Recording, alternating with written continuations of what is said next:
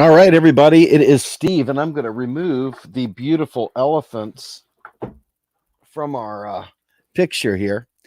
And I'm going to talk about a subject that I got a little bit of pushback for. And I want to clarify some very important things, especially about the role of neoliberalism and fascism and the relationship between the two. So it's obvious that fascism is something that's horrible. It's bred on, extreme nationalism. It's bred on scapegoating. It's bred on extreme fiscal austerity and kind of drumming up that whole white nationalism. It's not exactly that, but that's a component, could be a component of it. And I'm sure there could be black fascists out there. I'm sure there could be nations that are like this, but in the type of situations we see out there, they're usually some sort of white jackbooted thugs, on and on, right? But fascism usually emanates from extreme poverty and extreme austerity, where they don't feel like there's any alternative. Now, you always have fascists, you always have racists, you always have bigots, you always have people that are mean spirited, that lack any kind of charitable impulses, etc. Those people exist in any and all societies. Human beings have this tendency. Okay. However, in a much larger scale, in a much larger way, people that are not necessarily given to fascism become more open to fascism as the economic conditions become oppressive, as people stop seeing hope. They start looking around for reasons why there's no hope, reasons why things are not working out. And that's when the fascists really come into play. The Ben Shapiros of the world, the Jordan Petersons of the world, the Donald Trumps of the world. All these folks start coming in during times where things are really fucked up and challenging, where one group feels like they're losing their place in society, and then they end up getting backfilled, if you will, with neoliberalism. Neoliberalism, Margaret Thatcher and Ronald Reagan in particular. Okay, now there's neoliberals that created the school of thought before them, but Margaret Thatcher and Ronald Reagan were the ones that literally put the steroids on neoliberalism as not just a US phenomenon, but as a global phenomenon.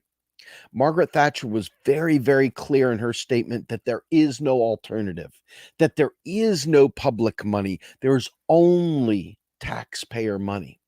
And it was in this kind of mythology of free markets, privatization, etc., that people really started getting left behind in droves. Mass quantities of people started getting left behind in droves. And what was normally seen as a perfectly acceptable balance between regular people and understanding that everything isn't going to go perfectly, went to an extreme as you watched income inequality just completely blow up under Reagan.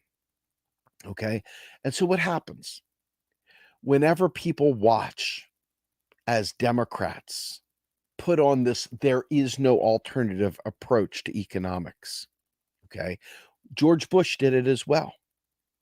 And this is what created the rise of the Tea Party. Okay. The backlash against Bush was the rise up of the Tea Party. The Tea Party rose up because Bush was seen as this compassionate conservative.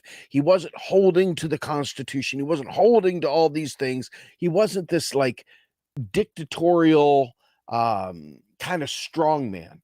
He was kind of a doofus, right? A little bit of a goofball. But the Tea Party was looking for someone that was really kind of mean spirited and just absolutely dead set on this whole nationalism thing, on this whole, austerity thing, you name it. They wanted to see people literally, if you didn't make enough money, if you didn't have a good job, it's your fault. You're a bad person. Okay. This kind of thinking. And so as the Tea Party rose up, and Occupy Wall Street rose up, and they sort of had some common threads, right? We had some common threads. They were all about attacking the Federal Reserve. They were about attacking private banking and the IMF, and all kinds of other aspects of financialization, which is why it was Occupy Wall Street. Okay, but the combination of the two had a lot of these libertarian sorts that had their own goals and objectives that had nothing to do with advancing the public purpose, had nothing to do with advancing a robust public sector. It had everything to do with reducing spending, literally getting rid of the deficit, eliminating the national debt. It had to do with everything that creates very, very harsh conditions, economic conditions.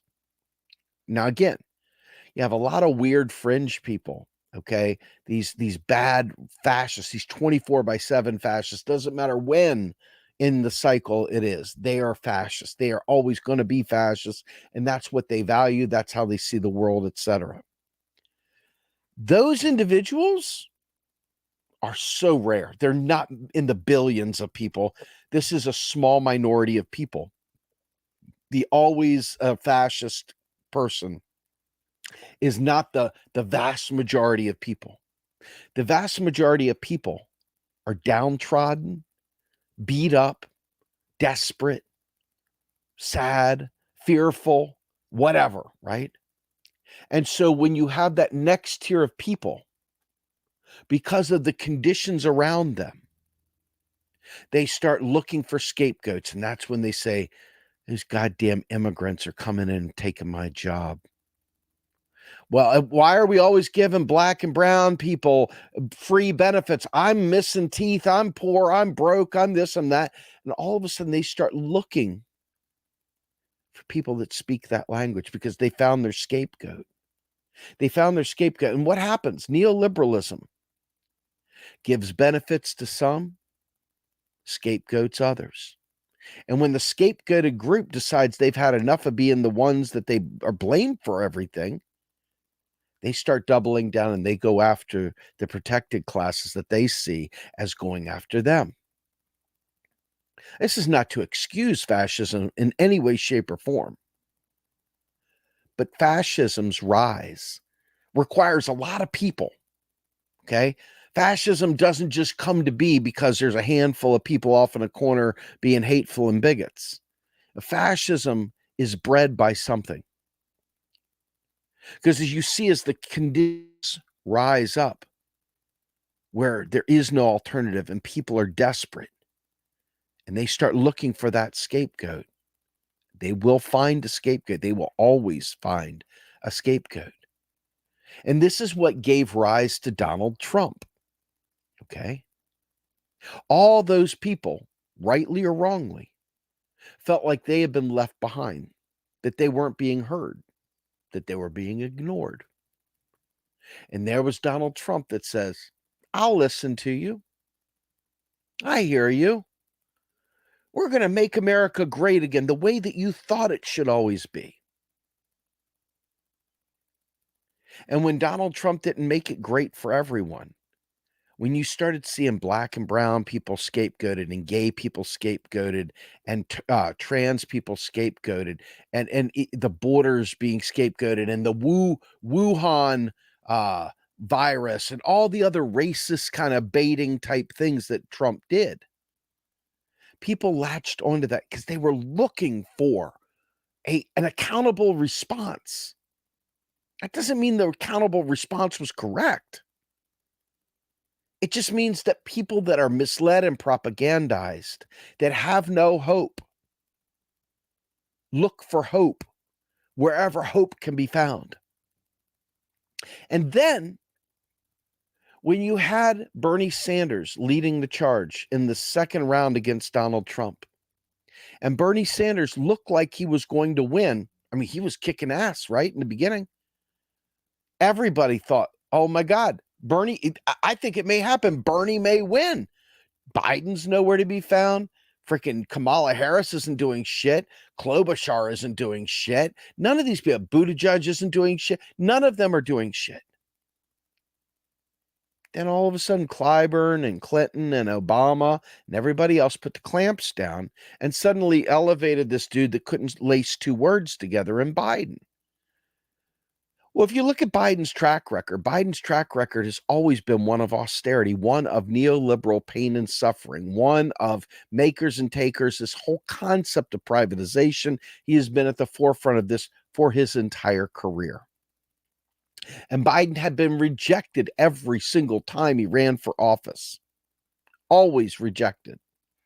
But here we had a populist who understood what the people were asking for in Bernie Sanders, and he was subsequently pushed away. Now, whether you believe that the election was real or anything else like that doesn't really matter. The point is that the rank and file people did. The rank and file people saw democracy taken from them. The rank and file people saw nobody wanted Joe Biden. Joe Biden didn't even register on a Doppler in Iowa. Definitely didn't register on a Doppler up there in New Hampshire. Biden didn't register a blip on anyone's radar because he was freaking hiding in a basement somewhere. I mean, literally, Biden had no prayer. But enter Joe Biden, and everybody's saying Biden's going to be the most progressive president in the history of mankind, more progressive than even FDR, the most progressive. Okay. And everybody saw Alexandria Ocasio-Cortez climbing up on Pelosi's desk with the Sunrise Movement at her heels. Everybody thought, wow, progressives are rising up. But that didn't happen. Through this pandemic, we have seen absolute fecklessness. We have seen nothing valuable happen. We've seen nothing but excuses happen. We have seen Build Back Better burn down in a period, just nothing, a giant nothing burger. We've seen healthcare completely not happen. We have seen pandemic check relief not happen. We saw Biden lie about checks, getting Warnock and the gang down there. I can't remember the other cat's name, but down there in Georgia. We saw all the promises made. None of it happened. No minimum wage increase happened. Absolutely no student debt relief of any substance happened. He said flat out, I'm not supporting a Green New. That went out the window. He said, I'm not supporting Medicare for all. That went out the window. So every aspect of what we wanted went out the window. And lo and behold, inflation started. And Joe Biden didn't have an answer for it, still doesn't have an answer for it. And the answer, of course, that the Fed is going to deploy is one of the 1970s with Paul Volcker and raising interest rates. So all of this oppresses society, literally oppresses society. And those who are struggling and those who didn't like the mask mandate or whatever else start scooting further to the fascist side, start finding value in fascism, start believing the fascists, start not realizing that there's a real difference. And then they start coming up with this whole idea of, conservative, liberal, whatever. It's all the same, two wings of the same bird, some bullshit, right? To excuse fascism. The fact is that two things can be true at the same time. Biden is completely feckless and a neoliberal and has created the conditions that have created many unwitting fascists, many people sympathetic to fascism because of the fact that there is no hope. This guy was supposed to be the most progressive president since FDR. And what did you end up getting? You ended up getting kicked in the nutsack. So people who are not as principled, who maybe don't understand what's going on, suddenly they start saying, hey, all my hatred for Wall Street can be put aside. Let me invest in some crypto. Okay. So now they're around the crypto fascists, the same privatization schemes that fascists love, They're starting to suckle into that extreme privatization narrative where the government can do no right, and so everything needs to be privatized. Little by little by little, the seeds of fascism creep into their brains. Okay? This is not to say that fascism doesn't exist in absence of neoliberalism. It absolutely does. But if you've got 5 people standing on the corner holding signs going, yay, that's not a movement. But when you've got millions of people suddenly buying into it, because the quote unquote good guys that are advancing neoliberalism have betrayed you on every single level, all of a sudden, the knee-jerk response to become fascist or to suckle into fascism becomes that much more palatable, and you stop seeing them for the enemy they are, and you start saying, hey, an enemy of neoliberalism's got to be a good guy, even if they're purveying something just as bad, if not worse. Because, see, ultimately, this is the thing with conservatism, and this is the thing with fascism as a whole, okay? A lot of the conclusions they come to, it's like, yes, this is true. Yes, this is true. And all of a sudden they leap somewhere completely off the map to something that's completely not true.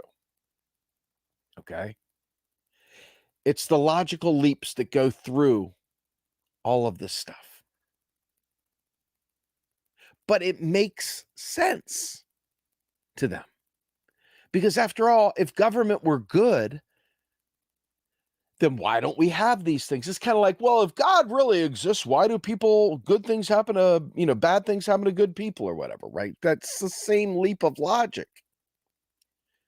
Well, if government could do anything right, why wouldn't it regulate the banks? Why wouldn't it regulate, extreme profit? Why wouldn't it regulate monopolies out of existence? Why wouldn't it this? Why wouldn't it that?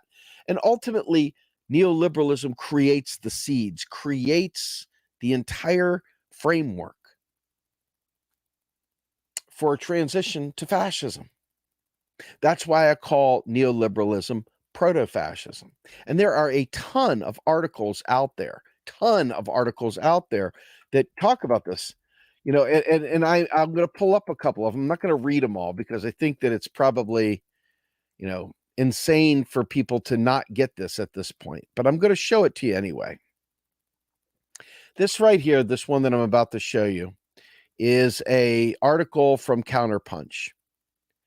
And I'm hoping that people realize that what I'm showing you here is in no way, shape, or form, intended to be like, I don't know, some sort of be all end all. I mean, this is ultimately just a true statement. Okay. This is just a true statement. So this one is January 15th, 2021. Neoliberalism is fascism with better manners. I will read this one to you. The use of the New York Times is, the best use of the New York Times is usually catching up on the CIA's talking points for the day. However, back in June 2019, it published a surprisingly hard-hitting article on Joe Biden's history of crafting and promoting the odious bill that created modern militarized police and carceral state. The money shot is a quote from Mr. Biden, where he seemingly takes credit for mass incarceration. Every major crime bill since 1976 that's come out of this Congress, every minor crime bill has had the name of the Democratic senator from the state of Delaware, Joe Biden. With Mr. Biden currently drafting domestic terrorism legislation, alarm bells should be sounding. Considered along with his contribution to the Patriot Act, the National Security and Surveillance State Wish List passed in the aftermath of 9/11, Mr. Biden appears to be the central protagonist linking domestic political repression to the neoliberal project. Ava DuVernay film The 13th does a good job giving political and economic context to the American conception and political utility of crime. The 1994 crime bill, written by Mr. Biden, created by the means by which to force conformity to the dictates of capital. That Mr. Biden appears to have seen law enforcement as a moral endeavor speaks to the hiddenness of its basis of economic production. This tie of neoliberalism to fascism and political repression comes courtesy of Italian fascist Benito Mussolini. Mr. Mussolini defined fascism, following from Giovanni Gentile, as a merger of corporate and state power. The Patriot Act gives the federal government, not just the FBI as it is generally reported, access to all of the information being gathered by ISPs, internet service providers, and social media platforms. Whatever else it is, social media is an information warehouse of political repression. And the tie of the state to corporate power defines the relationship as fascism. While Mussolini's definition may read as too generic and bloodless to be of much value, 2 points. The 1994 crime bill that Mr. Biden authored produced massive political violence against mostly poor people, given racial composition by class through the identitarian lens favored by neoliberal Democrats. The crime bill makes Mr. Biden one of the most ardent racists of the 20th century. And while the merger of corporate and state power might read like a definition of ordinary industrial policy, it gives motive to the preponderance of the Nazis' military expansionism. Look at this. I don't know if y'all can see that. Let me take a look, see how you can see it. Yeah, you can see that. It's pretty there. Pretty right there. That is insane. Okay, but this is your Joe Biden. And you wonder why people are sweating the whole concept of neoliberalism begetting fascism. Well, that is a really good picture right there. Okay. So let's go down here. I'll just read what the graph says. Graph data from 1926 to 2016 illustrates the onset of mass incarceration in the United States, which produced the largest relative absolute carceral populations in the world. This paradox of the land of the free has its source in domestic political repression. Richard Nixon created the war on drugs to use against political enemies. Ronald Reagan put teeth into the effort by applying state resources to the war on drugs. And Joe Biden wrote the actual legislation of mass incarceration, turning Nixon's waking nightmare into social policy. Source: Prison Policy Initiative. So the liberal view of that the political violence caused by the 94 crime bill is neither political nor violence is based in radical ignorance. Richard Nixon conceived of the war on drugs to control his political enemies.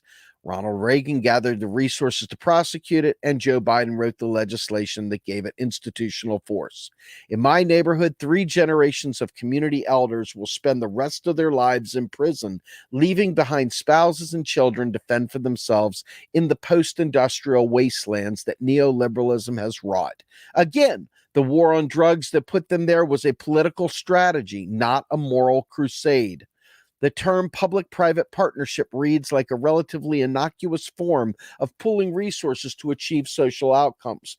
Through the neoliberal ethos,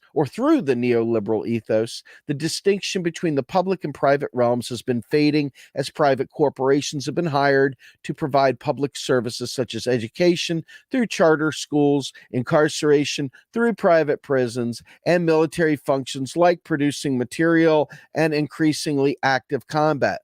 Political debate regarding these arrangements is centered on their efficacy more than their form. That this public-private amalgam is central to the definition of fascism, tends to be parsed through perceptions of motives. One of the revelations that emerged from the Church Committee hearings in 1975 was that the CIA had spied on and infiltrated anti-war groups to undermine them politically. It was thereafter precluded from acting against U.S. citizens domestically, but a loophole was left open that it could contract with private corporations to perform the domestic political functions it had formerly carried out itself. So in 2001, within weeks of 9/11, the Patriot Act codified amplified the CIA's ability to work with ISPs, internet service providers, and platforms like Facebook and Twitter to collect and use nominally private information for internally defined purposes. From the ACLU, the Patriot Act increases the government's surveillance powers in 4 areas: record searches. It expands the government's ability to look at the records of an individual's activity being held by a third party. Secret searches. It expands the government's ability to search private property without notice to the owner. Intelligence searches. It expands a narrow exception to the Fourth Amendment that had been created for the collection of foreign intelligence information. Trap and trace searches. It expands another Fourth Amendment exception for spying that collects addressing information about the origin and destination of communications as opposed to the content. Patriot Act, which President-elect Joe Biden claims to have written, both codifies the corporate state form and gives it an explicitly political character. Facebook's Mark Zuckerberg testified publicly that the company using data mining techniques create political profiles of both its users and people who have never had a relationship with the company. To be clear, Facebook is profiling everyone through supplying this information to the American government, the CIA, FBI, NSA, etc., to be used toward political ends. The entire technology industry was made a de facto branch of the federal government. This is neoliberalism. This is fascism. Sorry, folks. It may not rub you right, but it's real. Conceiving this relationship within the liberal frame of civil liberties is to misunderstand the political economic form that it takes. The technology industry has grown in close symbiosis with the federal government through research and development undertaken by the government that was handed over to nominally private technology companies to commercialize. Facebook, Twitter, and the internet, for that matter, grew as commercial enterprises in proportion to the federal government's ability to gather intelligence and disseminate propaganda through them. Facebook is one of a host of nominally private technology corporations that uses profiles of people, not just its users, to craft social outcomes conducive to the ends that either it or its customers determine. This upends the defensive conception of privacy of the Bill of Rights as freedom from unwanted government spying and seizures, to place technology companies as propagandists acting on behalf of their customers through social media. Per the Patriot Act, the federal government and its agencies are explicitly permitted to be Facebook customers to ends that they determine. Folks, I hope this is sticking with you because this is important. This ties to the 20th century conception of fascism as the merging of corporate with state power, not simply in form, but in purpose as well. Russiagate was a prime example of this relationship, as nominally private media corporations amplified the claims of the American intelligence agencies that were operating in political capacity. The domestic goals of the intelligence agencies appear to have been counteract broad-based political disaffection through stroking reactionary nationalism. Wow. The foreign policy objective appears to have been to mitigate growing economic ties between neoliberal petrostate Russia and the dominant nations of Europe. The political posture of Russiagate as a united front against illiberalism, fascism even, is ironic both in the sense of the radical illiberalism, unhinged nationalism to be specific, that it stoked, as well as the caricature of European fascism that it promoted. Despite hysterical warnings from the intelligence agencies in the run-up to the 2020 election that the Russian intelligence services were going to interfere on behalf of Donald Trump, once it was evident that Joe Biden had won, all assertions of malevolent foreign actors ceased. Since then, both Joe Biden and Nancy Pelosi have repeatedly charged that Putin is behind domestic political dissent. In history, it was Democrat Bill Clinton, along with Joe Biden, who was able to pass the Republican agenda that included deregulating Wall Street, facilitating the consolidation of media ownership, cutting social welfare programs, militarizing the police, and greatly increasing the scale and scope of the carceral state. After leading Republicans had been unable to, while the CIA was born, Republican Allen Dulles was a committed Republican. It has been liberal Democrats who have been more effective in selling neoliberalism. That neoliberalism is the reigning ideology of power in the United States explains the desire, its restoration. I'm not sure about all that. I don't know. That sentence didn't roll off the tongue very well. Class distribution of ideology. And this right here, I'm interested in the ruling class, the PMC, professional managerial class, the working class, the poor. And here's the fascists, and here's the socialists. And you can see very, very small amounts of people based on the distributions. And I'm just looking at this for the first time because I didn't really assess it before I went through this. Something definitely to chew on. But you can see clearly that these two have far more in common than these two.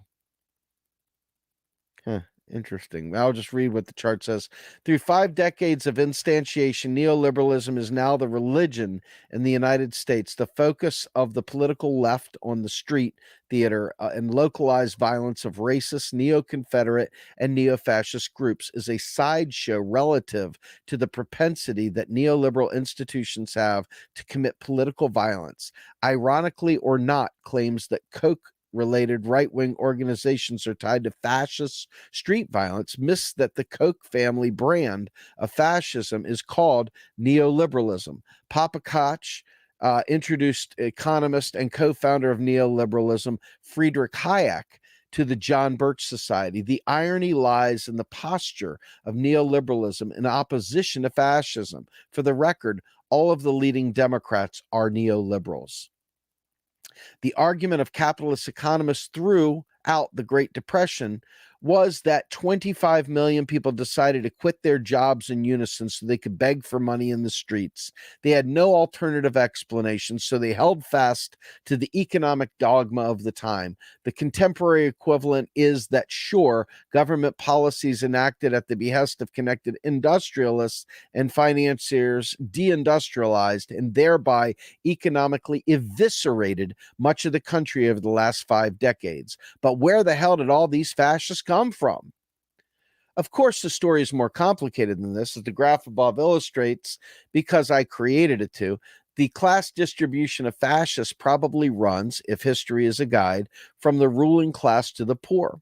Of relevance is that one, ruling class fascists have social power, while working class and poor fascists don't.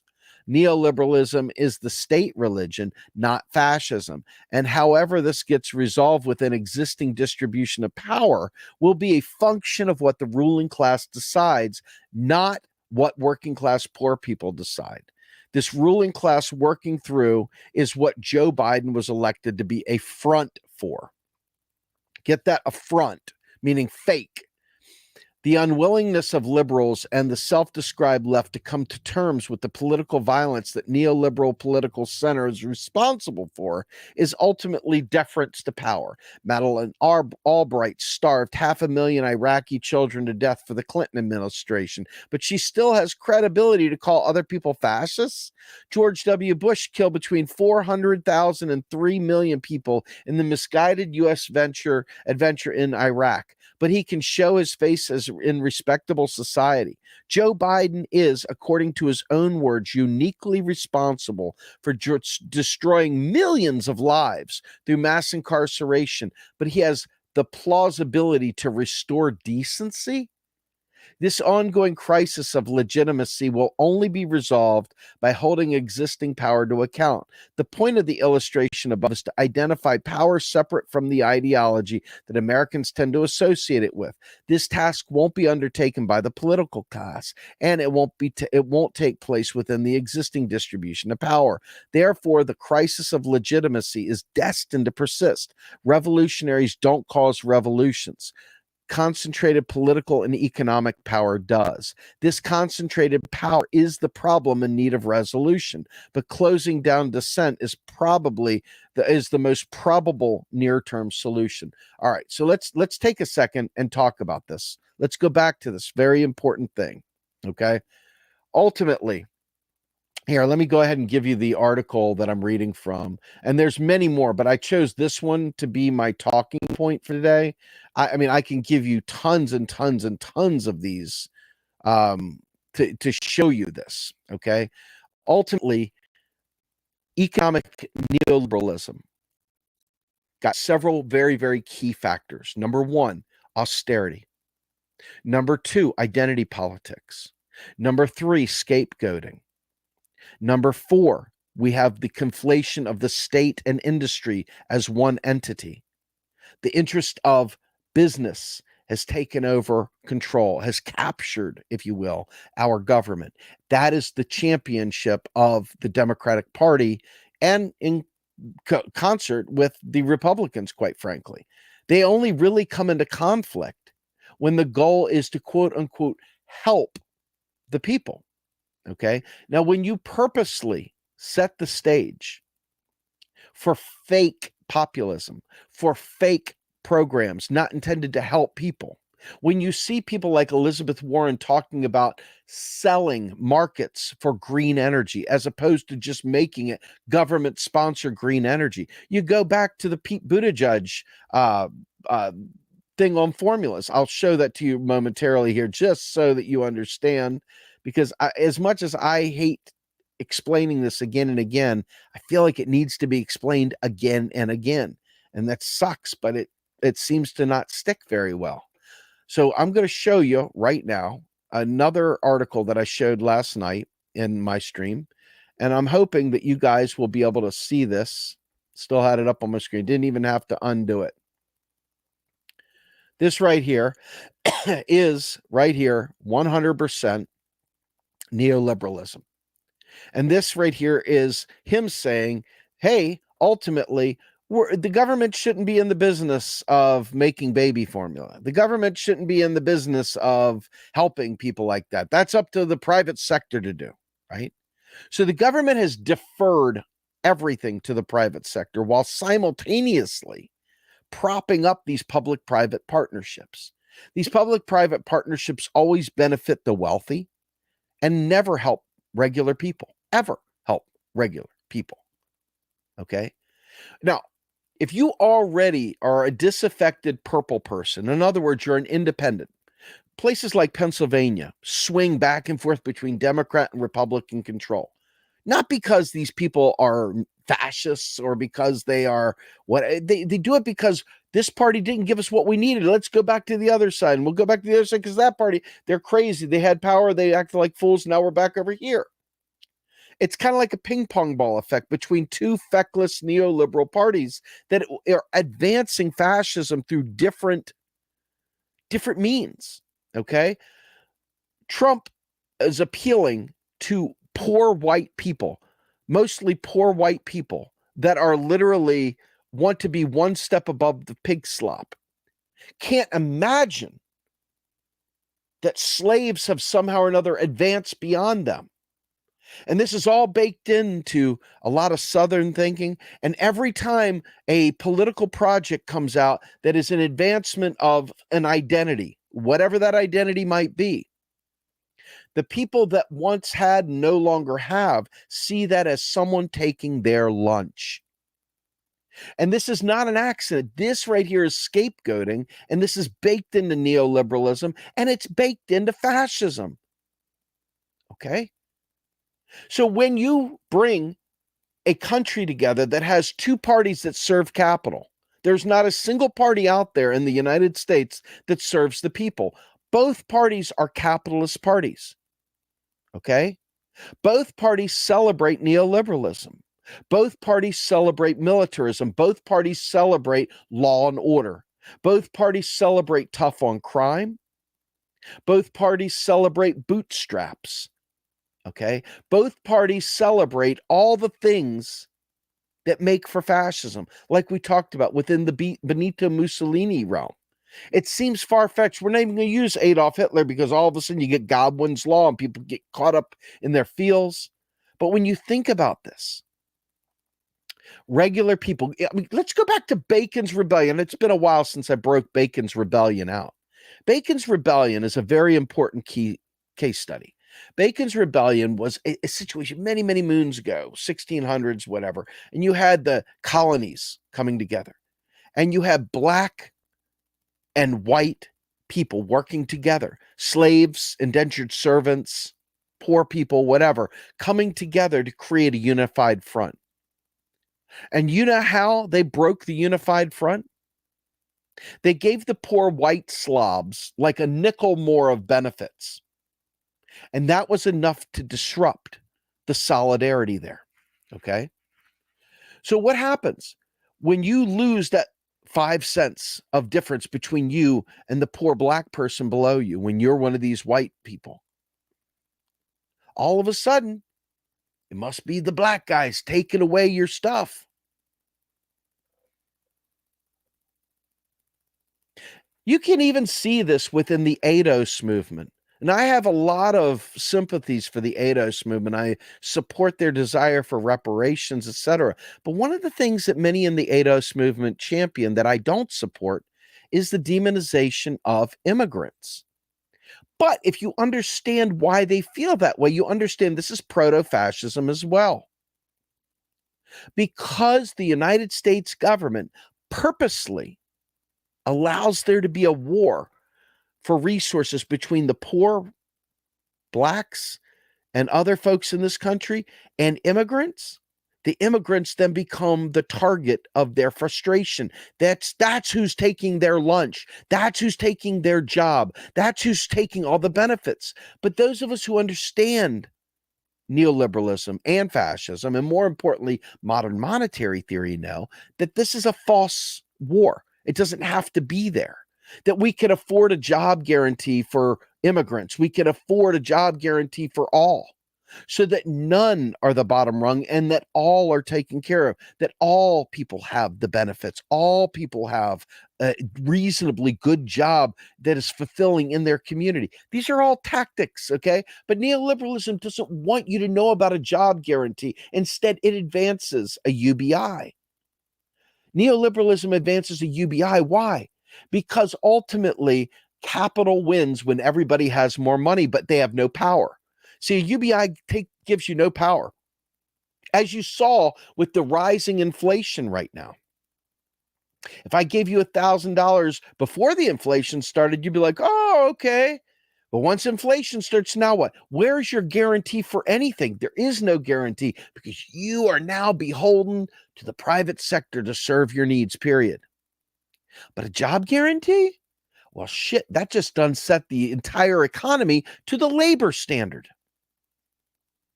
Okay. Now the labor standard is the de facto base from which all economic activity erupts. And this right here takes away the scapegoating. This here takes away the you're taking my job, you're taking my lunch, you're stealing my inheritance, whatever. But see, neoliberalism needs that demonization to fuel it. But then what happens when a Biden comes into office? I keep saying, oh my God, these people are failing us. They're failing us. But that's because we keep assuming they're serving us. It's because we keep thinking that they're somehow or another on our team, but they're not. They are succeeding wildly in helping corporate America and the finance sector flourish at the expense of labor, at the expense of Main Street, at the expense of all of us.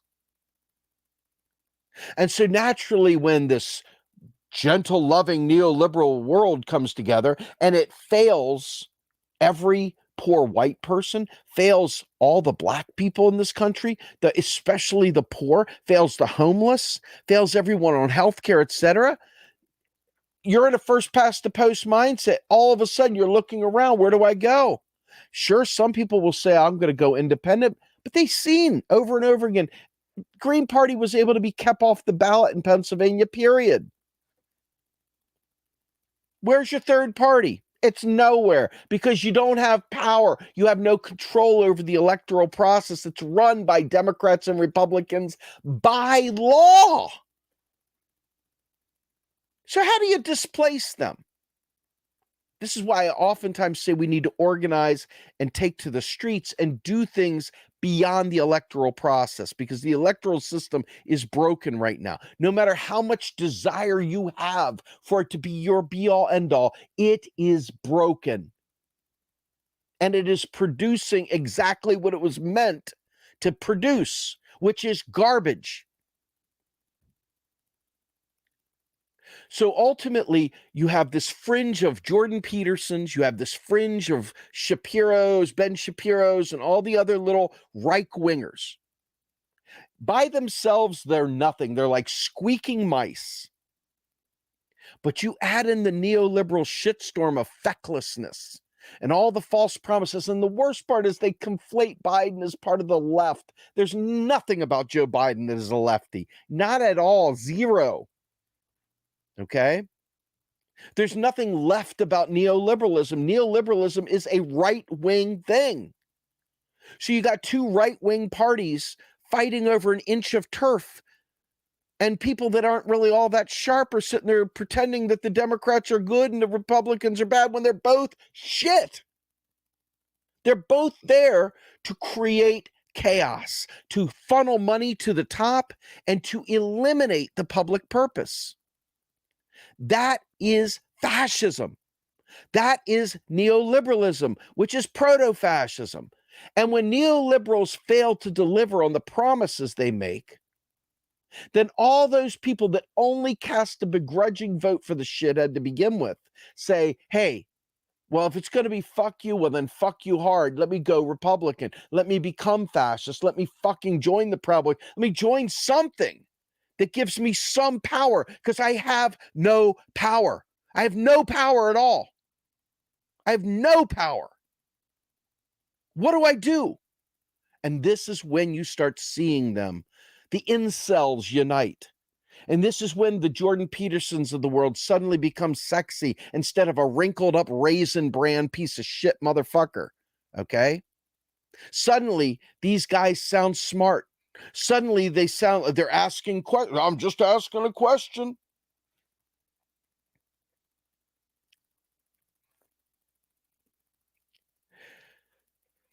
You know that saying, the grass is always greener on the other side? We always fantasize about what it would be like over there. So-and-so failed you, so let's go ahead and go over here, right? This is what happens when people don't have leftist theory to understand society, to look at class, to look at the struggle of each individual, to understand the contradictions baked within. This is what happens when we analyze it just based on what the television tells us to analyze it with. When we listen to other clickbaiters on YouTube and we listen to other clickbaiters in the fucking mainstream media and we regurgitate that shit and it becomes the narrative. This is what happens. Because it doesn't look anything like it. To me, I have not stopped talking about the Green New Deal. Why? Because I don't give a flying fuck which party's in power. I'm here to tell you that the Green New Deal, with 8 years left, with climate crisis crushing us, you don't even realize how bad it's crushing you. Wait until fascism has an opportunity to watch migrants from countries where there's extreme drought and famine, when they start migrating into territories where their religions don't go well together, and all of a sudden war breaks out. Wait till the fascism really kicks in hard. You ain't seen nothing yet until you've seen climate change in action. Wait until that happens. Okay? Once that happens, that is when you're going to see the real uptick in global fascism, if we don't address it now. And defending Democrats as not being fascist or not being proto-fascist or not being neoliberals and not understanding the relationship between neoliberalism and fascism allows them to keep doing this over and over and over and over and over again. It is our responsibility as people that understand this stuff to not let it happen on our watch, to teach each other about these things so people are aware. Biden being tough on crime isn't helping us. The school to prison pipeline isn't helping us. Sending a kid to school with grape drank and sugared up and not getting a good night's sleep and fearful about the gunshots outside his door and then punishing him because he's acting up in class because his parents are fighting because their fucking finances are sucking ass. Well, this right here, my friends, is a result of fascism.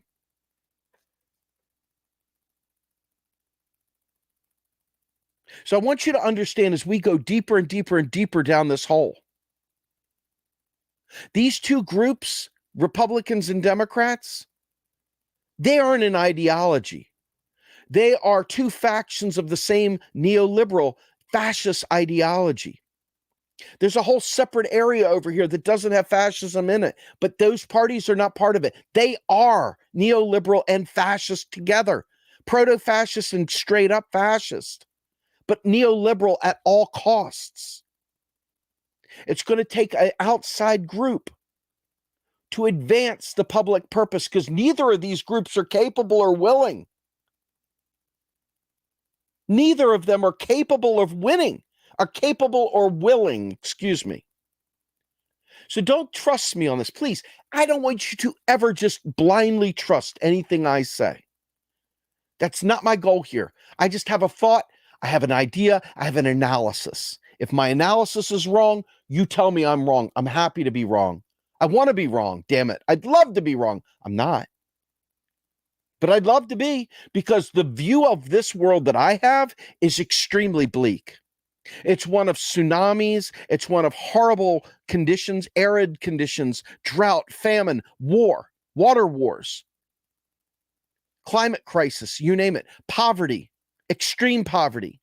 That's the world that I see coming. And when I say to people, hey, man, I see all the revolutionaries on vacation, it's because I don't think people are taking this shit seriously. It's not because I'm against vacations, dudettes.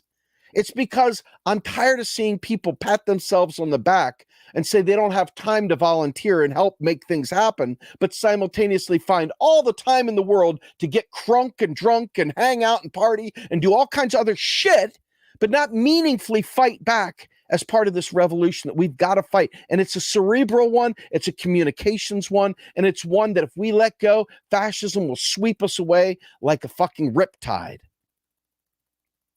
If it hasn't already started to do that.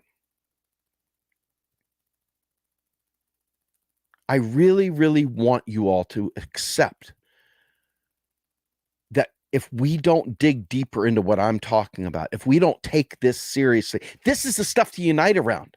We don't need a million fucking think tanks. We need to know the Green New Deal. Fucking layer through that motherfucker and make them demands, not suggestions. That includes job guarantee, getting rid of student debt, and because fuck all of student debt, right? That means doing the right things together, collectively, and making demands and being unrelenting in those demands. Can we do it? I don't know. But what other choice do we have? That is my last hope at saving society and providing my children with a future that I can be proud of handing to them. As it stands right now, it looks really bleak. It looks extremely bleak. It's not because I'm a naysayer. It's not because I'm a doom and gloomer. It's because I don't see people taking it seriously. I see people more intent on going to a thing so they can go, selfie, vote for Summer, everybody leaning in. All that shit. That's what I see. Now, if I'm wrong, please show me the error in my ways. But my guess is that you've been to many protests, and the vast majority of them look like they're in the front row of a concert with their cell phones out.